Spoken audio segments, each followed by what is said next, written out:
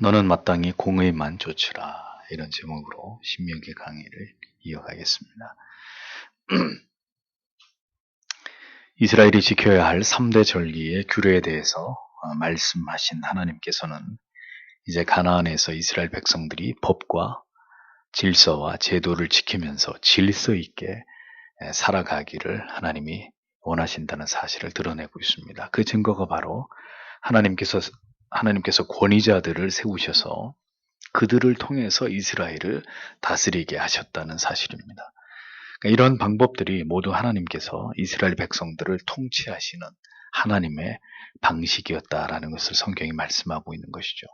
즉 하나님께서는 소수의 사람들에게 하나님의 권위를 위임하고 그들에게 그 권위를 부여하셔서 그들을 섭리하고 역사하심으로 하나님의 백성들을 하나님의 뜻 가운데로 이끌어 가신 것을 볼 수 있는 것입니다.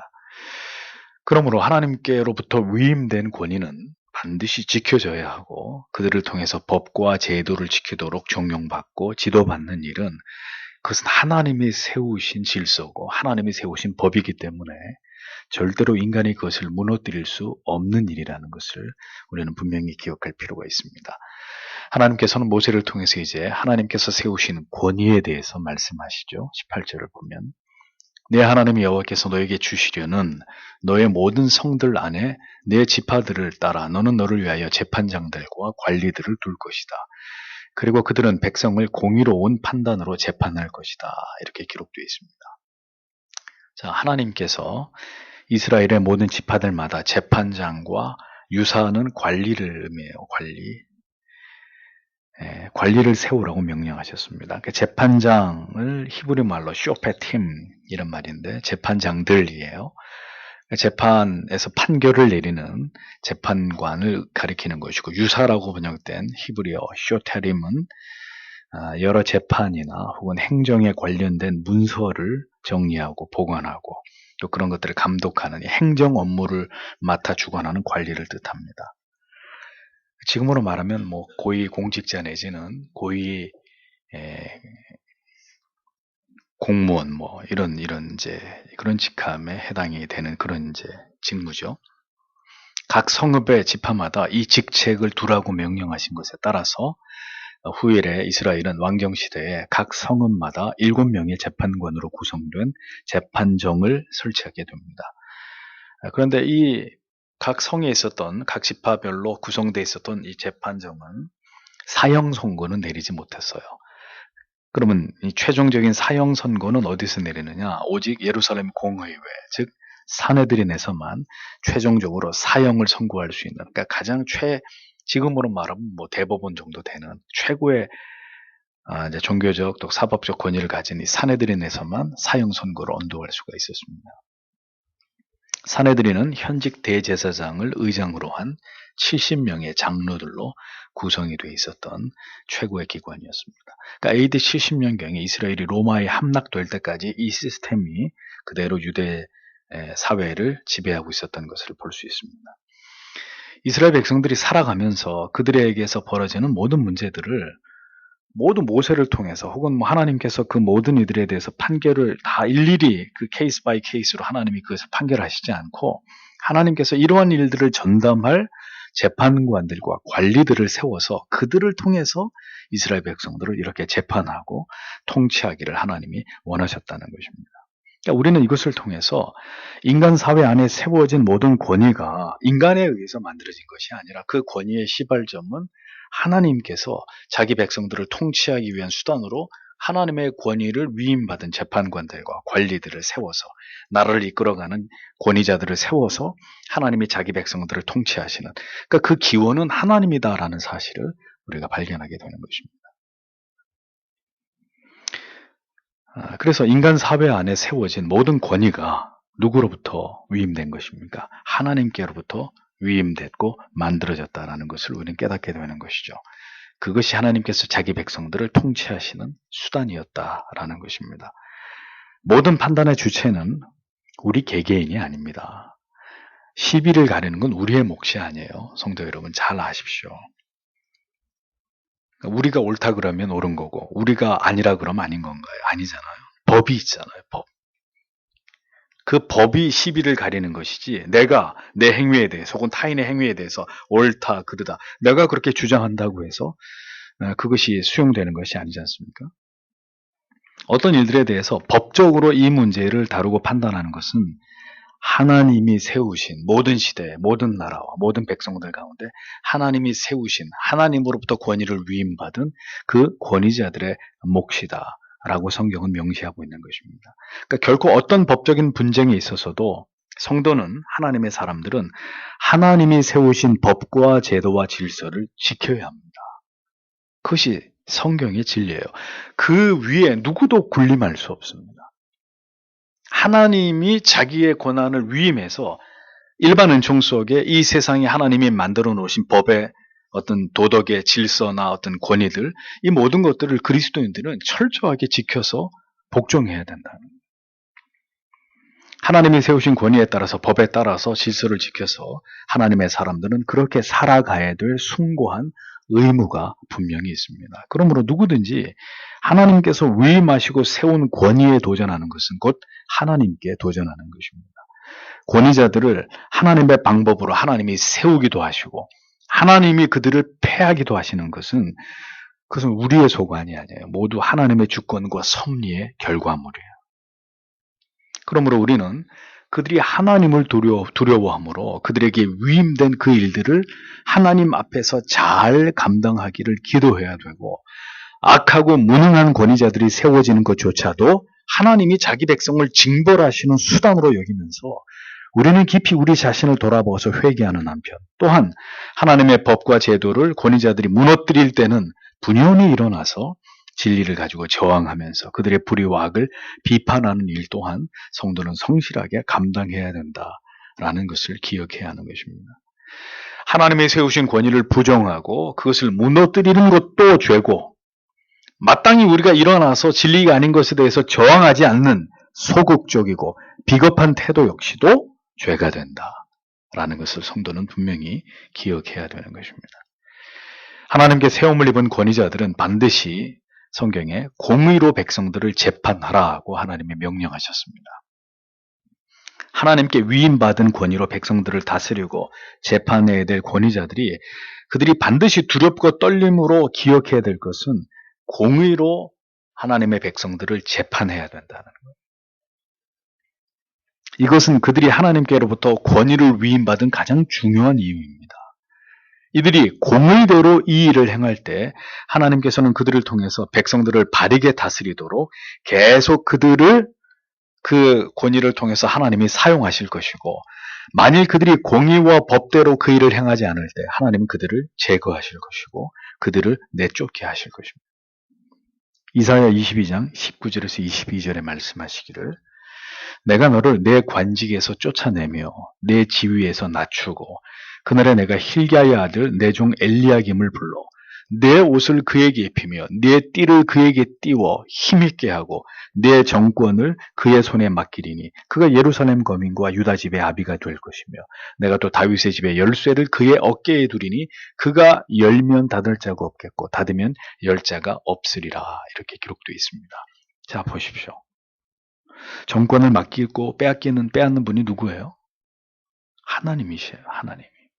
하나님이 인간 권위자에게 정권을 주기도 하고 그 정권을 그에게서 뺏기도 하시고 누가 하신다고요? 하나님이 하신다고 성경이 기록되어 있습니다. 권력은 영원하지 않습니다. 다스리는 자들은 부디 겸손하게 이 사실을 직시해야 합니다. 하나님께서 다윗 같은 목동 출신을 내가 그를 왕으로 삼겠다. 그럼 왕이 되는 것이고 사울처럼 출중한 사람도 내가 그를 버렸다. 그럼 하루아침에 하나님 앞에 버림받아 폐위가 되는 하나님이 하시는 것입니다. 권위를 위임받은 자들이 계속해서 반드시 기억해야 될 말씀이 뭐냐 19절에 너는 결코 판단을 굽게 하지 말라. 너는 결코 얼굴들을 보지 말라. 그리고 너는 결코 뇌물을 받지 말라. 왜냐하면 뇌물은 지혜자의 눈을 멀게 하고 의인들의 말들을 좌절시키기 때문이다. 이렇게 기록되어 있습니다. 자, 재판관들과 유사들에게 주시는 하나님의 지엄하신 명령은 세 가지입니다. 판단을 굳게 하지 말아라. 절대로 판단을 굳게 하지 말아라. 절대로 사람의 얼굴을 보지 말아라. 결코 뇌물을 받아서는 안 된다. 이 세 가지입니다. 이것을 어기는 자들은 하나님이 그들을 내치시는 거죠. 버리는 겁니다. 하나님께 막강한 권위를 위임받은 자들은 그만큼 자기들이 하나님께로부터 위임받은 이 책임이 막중하다는 걸 알아야 합니다. 결코 이 일을 사사로이 행하다가는 그 모든 벌이 자기들에게 임할 수 있다는 두려움이 있어요. 자, 재판관들과 행정관들이 저지르기 쉬운 죄가 무엇이냐? 정의를 굽게 하는 것입니다. 공명정대하게 하나님 앞에서 바른 양심으로 공의로 판단하는 것이 아니라 어떤 이유 때문에 불의하게, 공평하지 않게, 정의롭지 않게 법을 적용하고 법의 잣대를 왜곡시키는 것입니다. 그렇게 재판을 왜곡시키는 이유가 뭡니까? 사람을 보기 때문이라는 거예요. 사람을.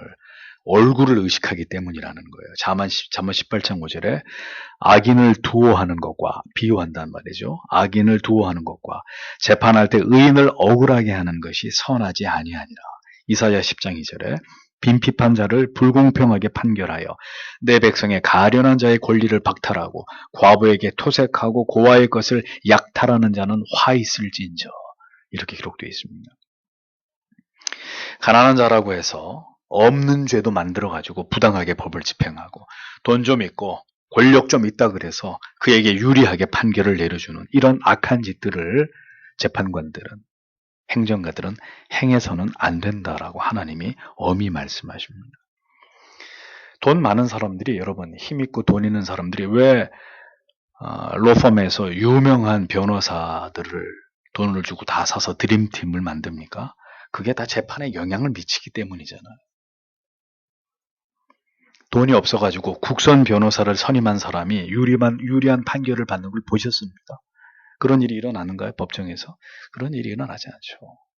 돈 있고 빼기는 사람은 형도 줄이고 유죄도 무죄가 되는 게 세상 아닙니까? 권력에 아부하는 충직한 개와 같은 이런 법조인들은 반드시 배나 뜨거운 지옥불에 던져지는 거예요. 내가 아는 사람, 막강한 배경을 가진 사람들에게는 죄질을 가볍게 해주고 무죄를 선언해주고 반대파의 사람들이나 힘이 없는 사람들한테는 억울한 판결을 내리는 그런 양심에 어긋난 통치자나 재판관들에 대해서는 반드시 하나님의 지엄하신 벌이 임한다라는 것을 잊어서는 안 되는 것입니다. 뇌물을 받는 재판관, 최악의 경우죠. 최악의 경우. 뇌물이 모든 법을 공의를 굽게 하는 원흉이 아닙니까? 뇌물을 받으면 그에게 어떻게 공정한 법을 집행할 수 있겠습니까? 뇌물이 얼마나 치명적인 유혹과 힘을 가졌는지를 보십시오. 성경에 오늘 본문에 지혜자의 눈을 어둡게 하며 의인의 말을 굽게 하느니라 그랬습니다. 뇌물이 얼마나 엄청난 힘을 가졌느냐? 지혜로운 자조차도 결국 그 돈 때문에 분별력을 잃어버리고 판단력을 상실하고 지혜를 잃게 되고 결국은 잘못된 판결을 내리게 되는 문제를 일으키게 되는 것입니다. 또 의인이 소리 높여서 아무리 자기의 억울함과 결백을 주장하는 말도 모두 사악한 뇌물에 묻혀가지고 좌절되고 거꾸로지게 되는 이런 추악한 일들이 법정에서 일어난단 말이에요. 하나님이 권위를 위임한 자들을 통해서 이런 악한 악취나는 일들이 벌어진다는, 이미 하나님이 인간들에 의해서 그런 일이 일어날 것이라는 것을 내다보시고 절대로 그렇게 되지 말라고 당부하셨는데 여러분들이 보시다시피 세상에선 그런 일들이 버젓이 일어나는 것입니다. 세상의 권력가들의 추악한 이면들이 폭로되는 것을 우리는 지금까지 매일매일 고통 속에서 지켜보지 않습니까? 그들이 저지른 불법적인 일들을 모든 불의한 도모와 어떤 야합과 모의들이 계속 탄로나고 있잖아요. 그런데 죄들이 그렇게 드러나도 참으로 뻔뻔하게 이럴 데 없습니다. 전혀 인정하지도 않고 반성하지도 않습니다. 참으로 분노가 치밀어 오르지만, 분노치 않을 수 없지만 저는 그들의 모습 속에서 이렇듯 세상이 타락하고 악이 위에서부터 아래까지 창궐함 속에서 또다시 우리 자신을 바라보는, 교회를 바라보는, 세상의 권력가들의 타락의 모든 원인 가운데 결코 교회와 신자들의 책임에 대해서 우리가 면책을 받기 어렵기 때문입니다. 여러분, 우리는 그런 법을 지켰습니까?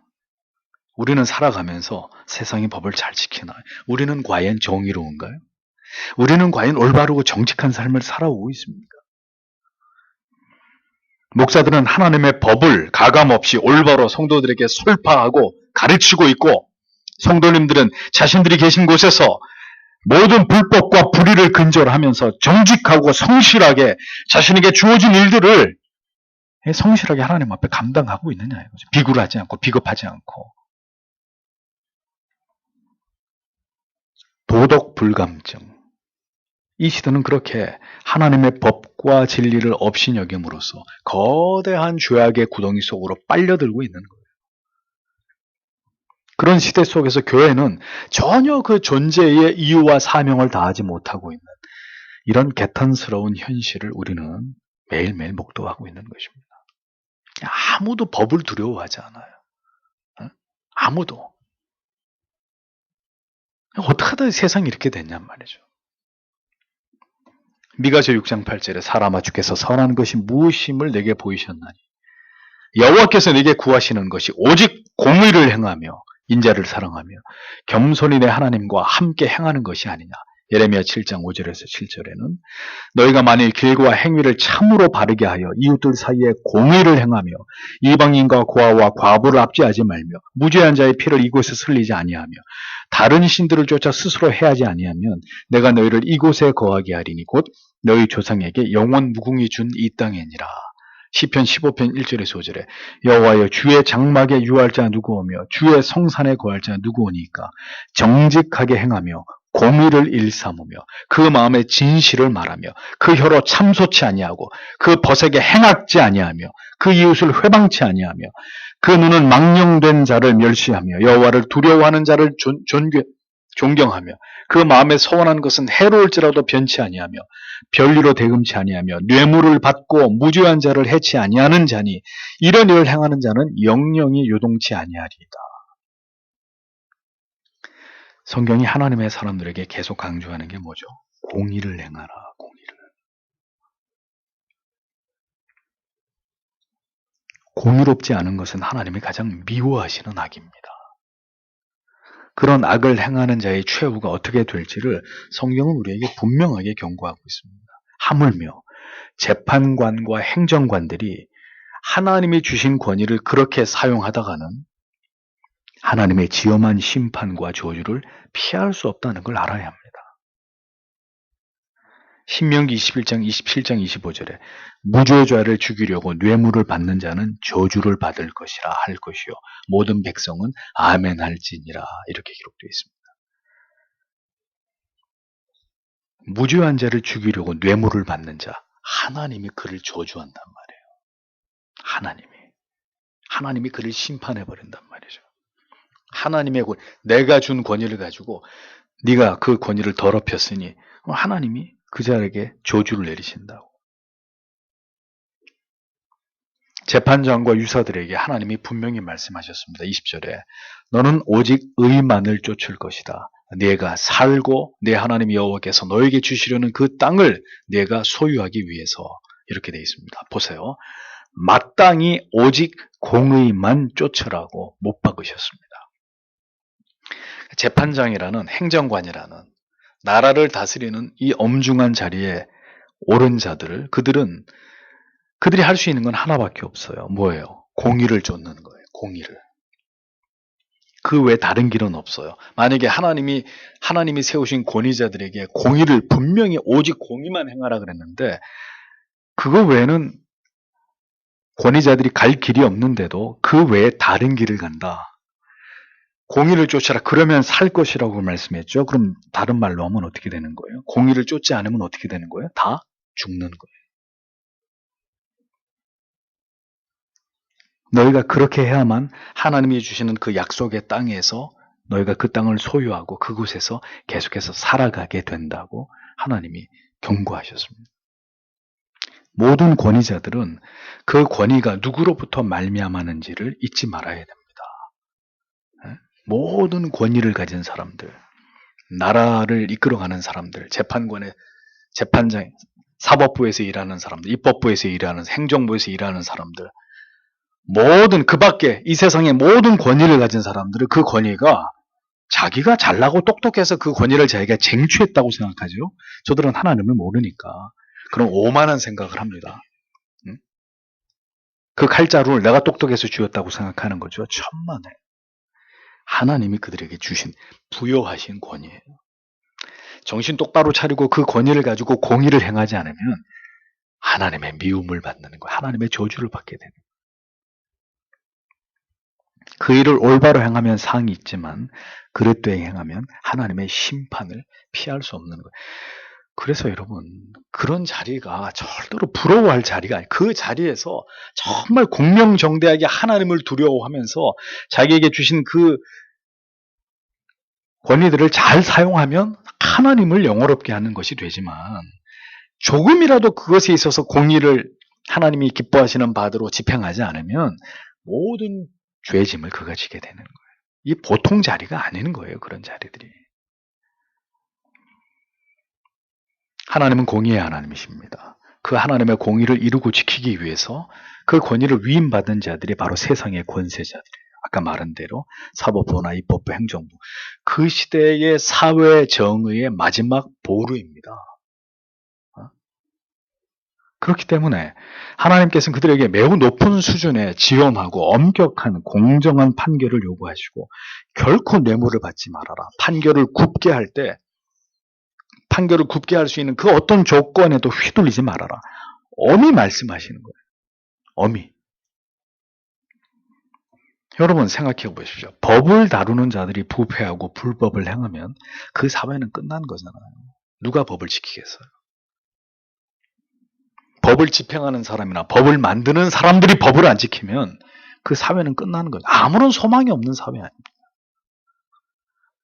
이 나라에서 일어나는 작금의 일들을 볼 때 심히 우려치 않을 수 없으나 다시 말씀드리지만 이는 세상의 빛과 소금의 사명을 다해야 될 교회의 책임이 적지 않은 것입니다.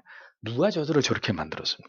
누가 저들을 아무것도 두려워하지 않고 자기들 마음대로 할 수 있는 저런 담대함을 줬습니까?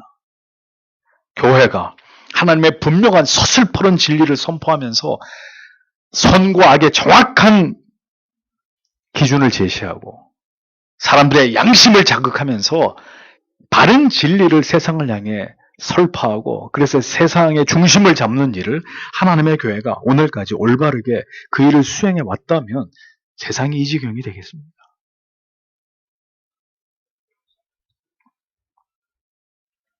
먼저 하나님의 사람들이 철저하게 돌이켜 회개할 때 이 땅을 고치시는 하나님의 역사도 하나님의 긍휼과 자비하심도 다시 이 민족을 향하게 될 것이라는 것을 기억하십시오. 법이 무너지면 다 무너지는 거예요. 그래서 누구나 법을 지켜야 되고 법을 집행하는 자들이 절대로 부패하거나 타락하면 세상은 온전히 돌아갈 수 없는 사태를 맞이하게 되는 것입니다. 그러니까 하나님께서 일반적인 통치 가운데서 하나님은 이 세상이 보편적으로 법과 질서를 도덕과 윤리를 지키도록 하나님이 그렇게 불신자들이라 할지라도 필요한 곳곳에서 하나님이 섭리하시는 일반인들을 통해서도 세상이 그렇게 유지되도록 하나님이 사람들을 사용하신단 말이에요. 그런데 그 보편적인 하나님의 통치와 섭리 속에서 세상이 이제는 이 하나님이 도덕적으로 세상을 다스리시고 권위자들을 통해 세상의 법과 질서와 도덕을 유지하시는데 그거조차도 제대로 이게 돌아가지 않게 되면 이건 뭘 의미하는 것이냐? 우리한테 굉장히 위험한 사인이 되는 거예요. 그러니까 그건 한마디로 얘기하면 하나님이 그 시대를 포기하셨다는 뜻이 되는 거죠. 간단한 문제가 아닌 거예요. 일단은 교회가 먼저 주저앉는 것이고 교회가 주저앉으면 세상이 이제 주저앉는 거예요. 그러면 이제 무법천지가 되고 하나님의 어딜 봐도 하나님의 공의와 공법과 정의 이런 것들은 다 소멸돼 버리는 것이고 그야말로 세상이 죄악이 창궐한 곳이 되면 그 다음 단계는 뭐겠어요? 하나님의 심판이죠.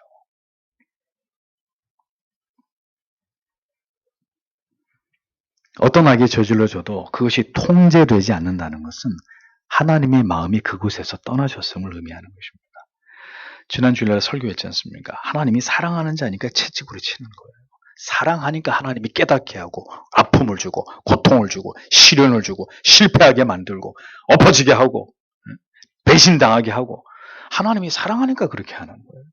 하나님이 사랑하지 않으면 세상이 뒤집어지는 그런 일들이 일어나도 하나님은 거기에 대해서 전혀 개의치 않으시는 거죠. 왜? 곧 심판하실 거니까.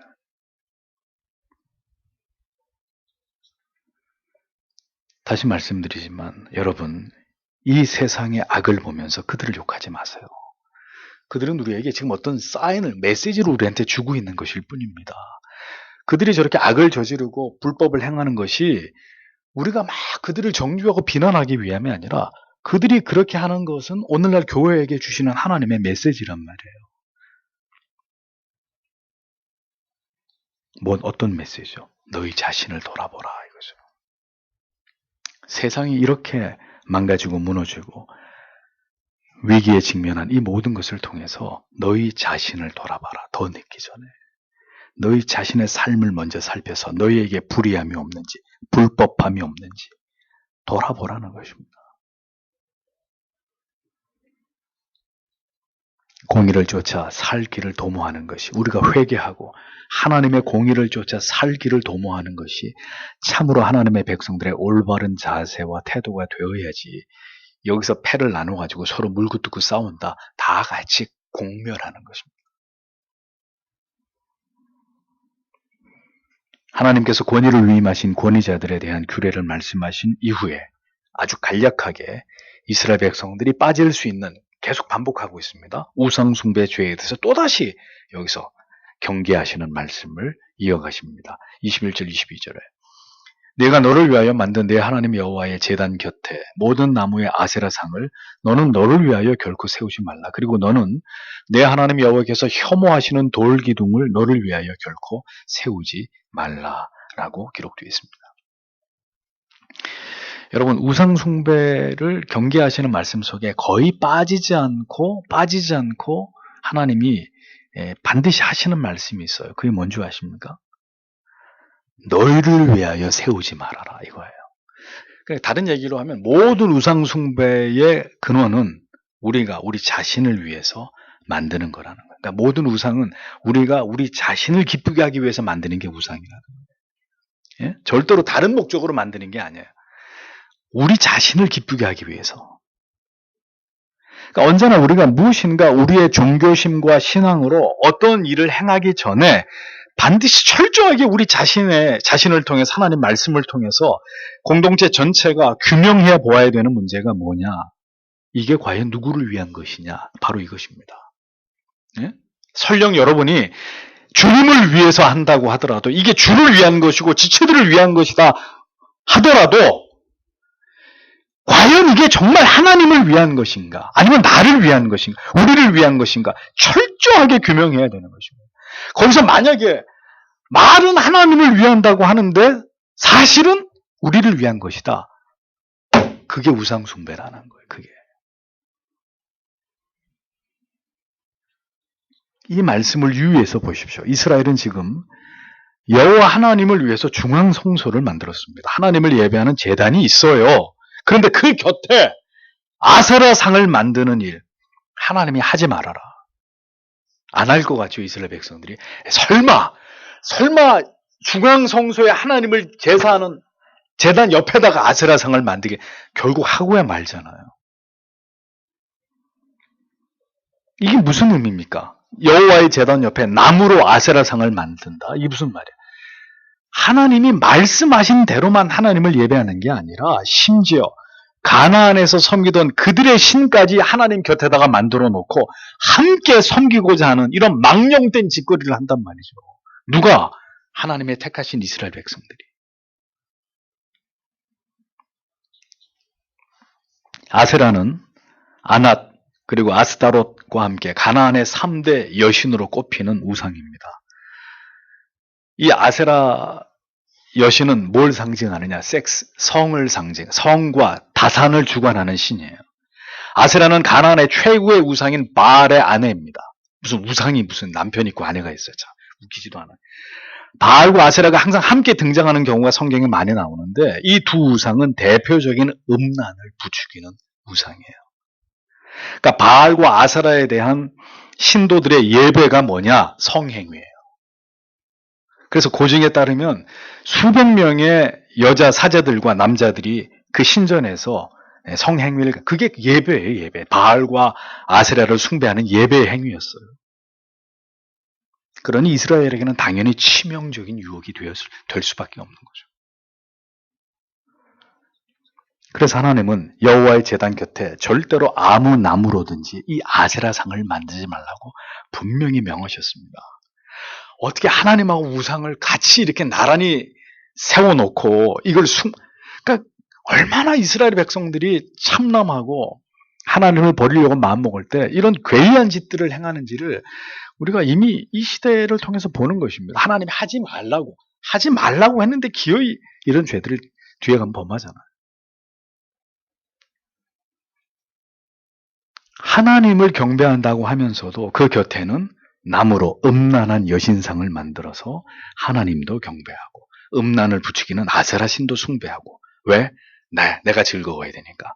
내가 즐거워야 되니까.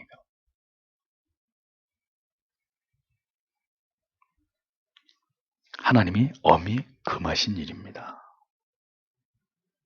죽기를 각오하고 멸망당할 것을 각오하고는 할 수 있는 일이지만 그렇지 않고는 절대로 하나님이 금하신 일입니다. 그러니 성도 여러분, 언제나 우리가 하나님을 신앙함에 있어서 경계해야 될 바는 세상과 하나님을 겸하여 섬기는 것입니다. 가장 하나님이 미워하시는 것입니다. 영적인 간음이라고 말씀하시는 거죠. 성탄절의 그 숭고하고 고귀한 의미를 이 세상이 온갖 추악한 가치로 더럽혔잖아요. 주님이 오신 날을 그냥 세상에서 그것을 상업적으로 이용해가지고 자기들 돈 버는 날로. 그래서 온갖 추악한 일들이 성탄절에 일어나지 않습니까? 세상에서. 그 날들을 인간들이 주인이 되어가지고 쾌락과 향락과 음란을 즐기는 날로 그렇게 보내잖아요.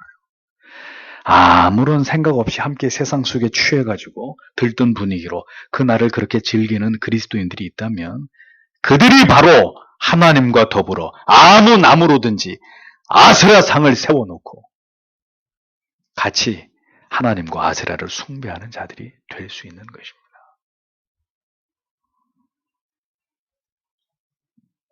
하나님과 우상을 겸하여 섬기는 것을 하나님은 미워하십니다. 인간은 그렇게 자기를 위한, 자기들을 즐겁게 하기 위한 종교적 상상력을 동원해서 항상 무엇인가를 만들기를 좋아해요.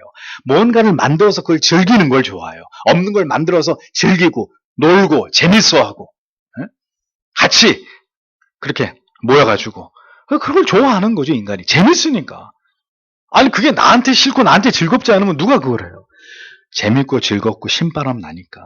인간이 무엇인가 좋아할 만한 것을 자꾸 만들어 놓고 그걸 하나님께 바치는 걸 좋아하는 거죠. 왜?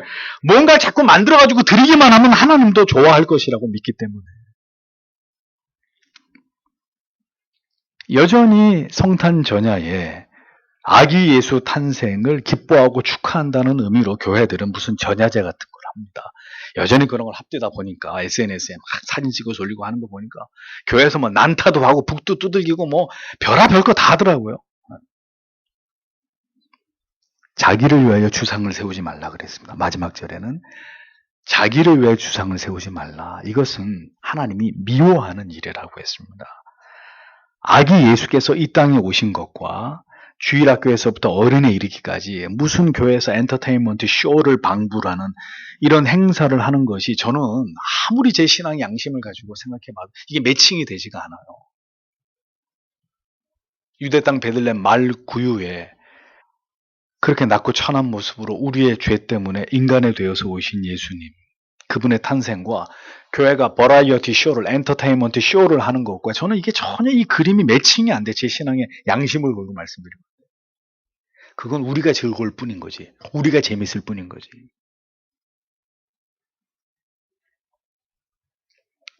그럼 왜 합니까, 그걸? 그런데 교회가 왜 그걸 해요? 아유, 여러분들이 좋아하시니까. 여러분들 말고.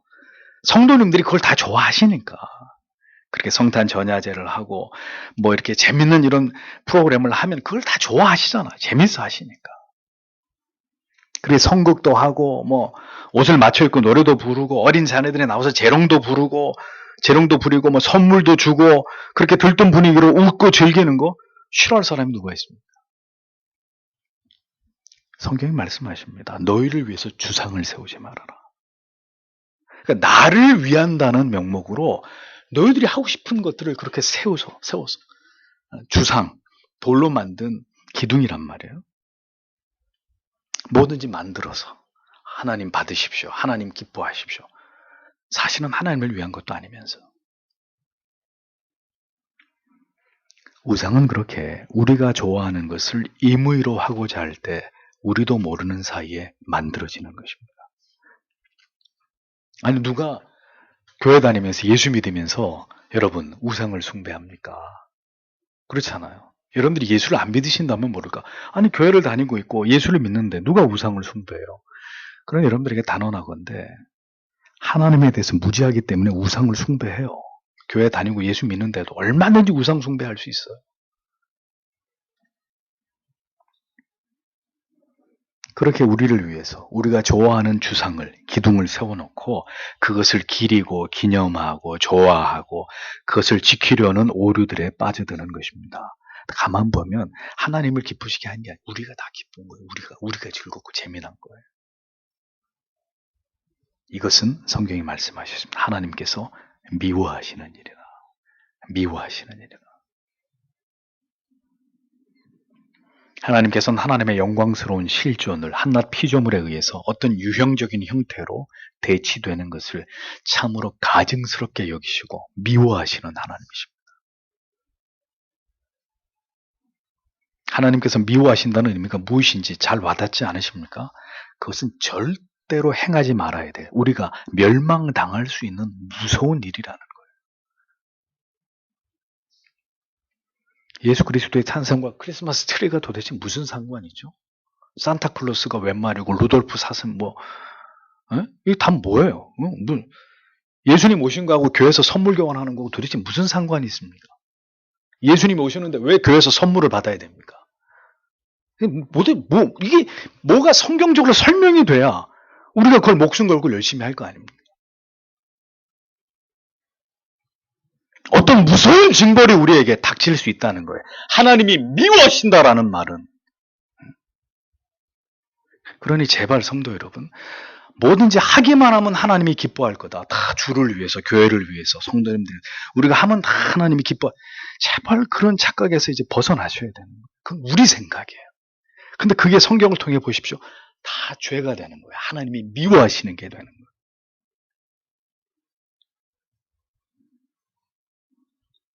하나님을 성경을 통해서 올바로 알고 하나님을 바르게 신앙하기를 거부하고 우리가 좋아하는 것을 따라서 우리들 마음대로 하나님을 신앙하려고 할 때 그것은 여러분이 하나님의 이름으로 주상을 세우는 것입니다. 결국 교회와 성도가 취하지 말아야 될 일들이라는 거죠. 하지 말아야 될 일들이. 하나님이 미워하신다고 했으면 쳐다보지도 말고 생각하지도 말아야 되는 거예요. 그 일은. 복음의 의미에서 벗어난 진정한 그리스도의 성육신의 의미를 깨닫고 묵상하는 것에서 빗나간 모든 신앙의 행위를 우리는 용납해서는 안 됩니다. 왜? 그게 나를 위한 일이기 때문에. 나의 즐거움을 위한 일이기 때문에. 그렇게 우리를 위한 것들을 하나 둘씩 만들다가 보면 그것이 바로 우리가 모르는 사이에 하나님의 영광을 가리우고 복음의 정신을 퇴색시키는 어리석은 일이 될 수 있는 것입니다. 하나님이 미워하시는 일이 될 수 있는 것입니다. 지금 한국 교회는 너무나 복음에서 참된 진리에서 멀어져 있습니다. 그래서 하나님이 지금 이 땅을 징계하고 계시는 것도 느끼지 못하고 있습니다. 전부 다 불감증에 걸린 거예요.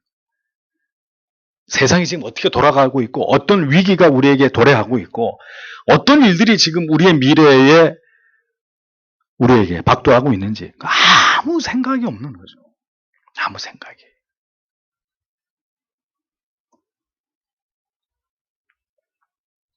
부디 지금 우리는 정신을 차리고 하나님을 바르게 신앙하는 길로 계속 개혁해 나아가고 그 길을 찾는 일에 모든 노력을 기울여야 합니다.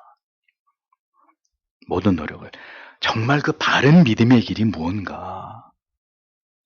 어떻게 믿는 게 하나님을 잘 믿는 건가? 지대한 관심을 가지고 성경을 통해, 교리를 통해 좋은 신앙에 몇백 년 전에 우리에게 남겨놓은 훌륭한 믿음의 사람들이 우리에게 남겨놓은 유산들을 통해서 우리의 영혼이 계속 도전을 받고 깨어 있어야 되는, 그리고 깨달아야 되는 거죠. 어떤 게 정말 하나님이 원하는 거고 어떤 게 우리가 만들어낸 우상 같은 추악한 것인지를 계속 찾아내고 분별하고 깨달으면서 하나님이 기뻐하시는 신앙을 향해서 계속 그걸 찾아가려고 진지하게 우리는 노력해야 되는 것입니다. 우리가 왜 다른 사람을 쳐다봐요? 우리가 왜 다른 사람들을 곁눈질을 해요? 왜 다른 교회는 어떻게, 우리가 왜 다른 사람들을 쳐다보냐? 우리가 성경만 바라보면 되지. 부디 모든 것이 흔들리고 무너지고 변질되고 있는 이 혼란의 시기에 오직 성경, 오직 참된 복음과 신앙에 매진하도록 하나님께서 우리 모두를 붙들어 주시고 참된 신앙의 길로 인도해 주시기를 우리는 간절히 기도해야 합니다. 성도 여러분.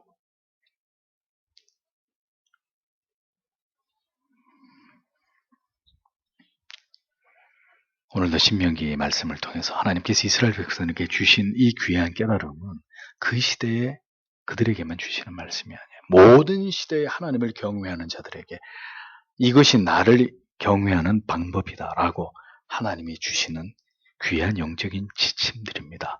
이 원리에서 벗어나면 죄가 되는 거예요. 예수님이 우리 죄를 다 사해 주셨는데 뭘, 그러면은 신명기 말씀은 다 찢어가지고 불에 태워버리시던가요?